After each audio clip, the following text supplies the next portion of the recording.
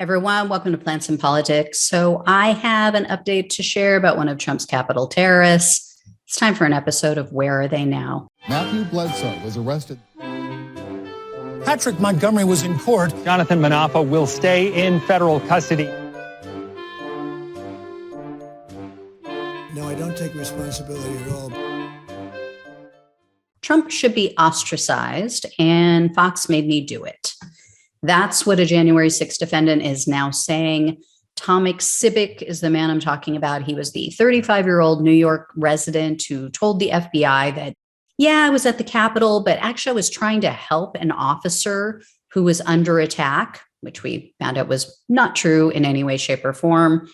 In a January 27th FBI interview, Sibick admitted to being at the Capitol, and he admitted to witnessing others drag Officer Michael Fanone down a flight of stairs and beat him with a flagpole.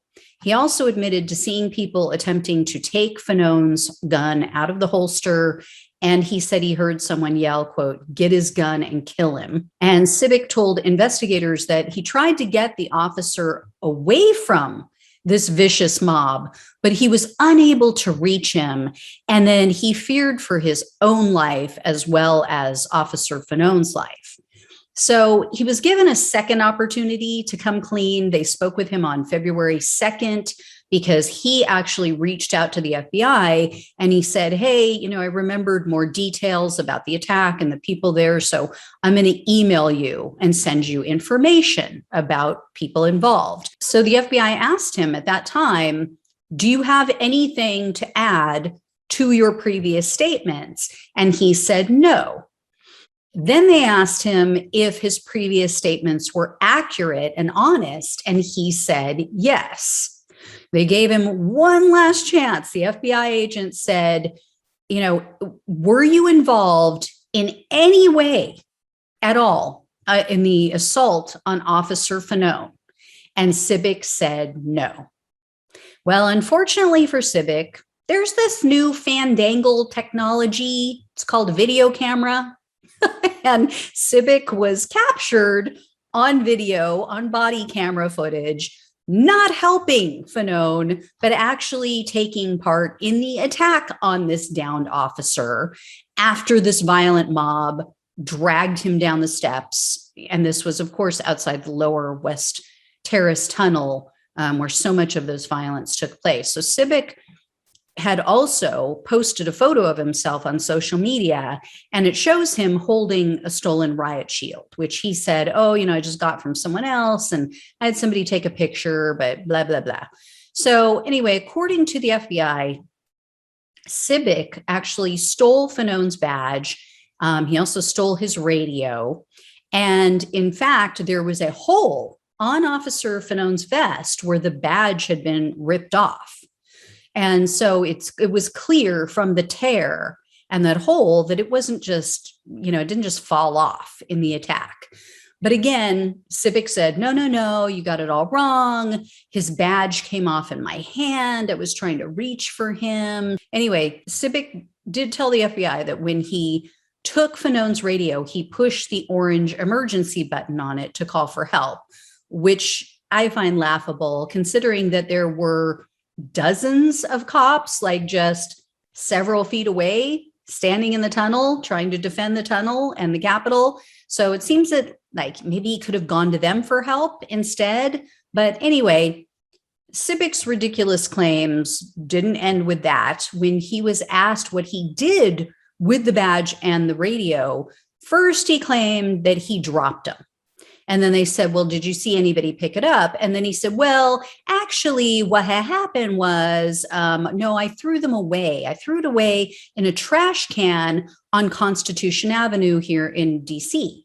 And then because they questioned him on that, then he changed his story. And he said, well, no, actually, what I meant was I took them back to the hotel and then I threw them away when I got home. When I went back to Buffalo, New York, I threw them away there. Well, an FBI agent sent him an email and said, hey, we're going to go check the security camera footage behind the building where you mentioned that you threw them away to confirm your statement. And then Sibick said, well, actually, really what happened was I threw the radio away, but I actually kept Fanone's badge. And then he admitted that he buried the badge in his backyard. And he said, I've got a metal detector. I purchased a metal detector. I'm going to go dig them up. So he got the badge back to the FBI. And in addition to all of this, there's also a video of Sibick on January 6th. He was yelling, quote, just got tear gassed, but we're going, baby. We're going. We're pushing forward now. So, his whole thing, oh, I was just trying to help a cop. Yeah, nah, not really. And that was from a video that Sibick himself had posted on his Instagram account on January 6th. So Sibick was indicted. He was indicted on April 21st. They got him on one count of obstructing an official proceeding, civil disorder, assaulting officers, robbery, entering a restricted building or grounds, disorderly conduct in a restricted building or grounds, 2 counts of impeding ingress or egress, and 2 counts of physical violence. So if convicted and ordered to serve consecutive sentences, Sibick could face over 37 years in prison, like a long time. Now, more than likely, his sentences wouldn't be consecutive. And as we've seen, the sentencing guidelines are much lower. We've seen this over and over again. But Sibick had been in jail. He was ordered to remain in jail until his trial. And since his arrest, because of the violent nature of his actions or alleged actions. But now the judge has ordered Sibick to be released into the custody of his parents. And his father told the court that if they release his son, that his son would be supervised 24/7. And the father said, I won't hesitate to contact the authorities if he tries to leave the house. Now, as a 35, 36-year-old man, maybe at this point, I have a feeling he'd probably prefer jail, but this is where we're at. Judge Amy Berman Jackson says that she believes he'll be radicalized in jail because there's what they're calling the Patriot Wing of the DC Correctional Facility, where many of these violent January 6th terrorists are being held.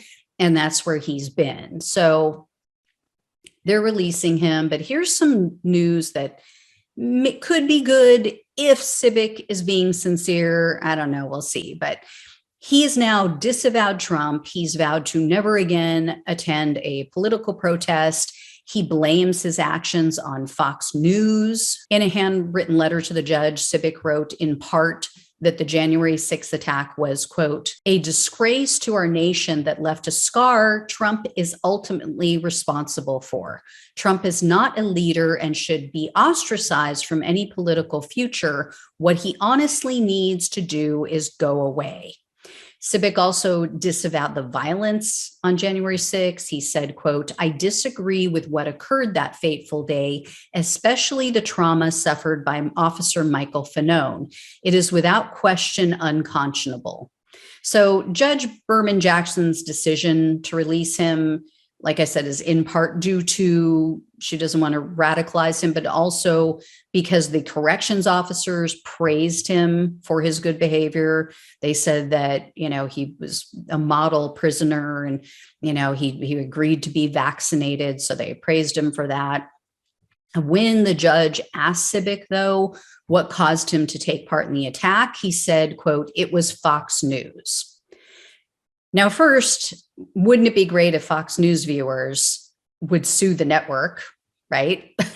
for lying to them, for telling them things that made them think that they should take matters into their own hands, that the election was stolen, or because the election was stolen, according to them. But here's the thing, even though, yes, I believe that Fox and other right-wing propaganda channels should be held responsible to some degree, these domestic terrorists, they have control over their actions. They're adults, right? And they need to take personal responsibility for their actions. And Sibick isn't doing that. In his letter to the judge, he referred to his actions on January 6th as an aberration and out of character for who he really is. But prosecutors told the judge, quote, "The defendant's actions on January 6th are not an isolated incident of lawlessness. The defendant has 6 prior convictions, namely convictions for disorderly conduct, attempted reckless endangerment, and failure to stop or respond to a command of police, as well as 2 convictions for possession of illegal substances, and a conviction for driving while intoxicated. The arrest for 2 of those convictions involve fact patterns in which the defendant was accused of failing to obey an order from law enforcement." And as the prosecutor rightfully pointed out in court, Sibick told lie after lie to minimize his actions. So how sincere can he possibly be? I mean, true repentance means you take 100% responsibility for your actions and the harm that you've caused. And then you make amends in every way possible. So as much as I believe that Trump and Fox are as close to evil as it comes, it doesn't cut it to point and say, oh, the devil made me do it. He chose to be there as a grown-ass man.